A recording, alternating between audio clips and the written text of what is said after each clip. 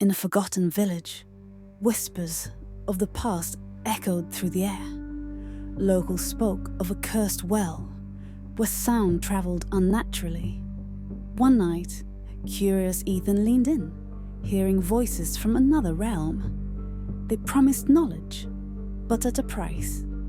As he listened, his skin began to ripple, vibrating with the voices. His screams were absorbed, leaving him mute. The village awoke to find Ethan's body, a hollow shell, his eyes wide with terror.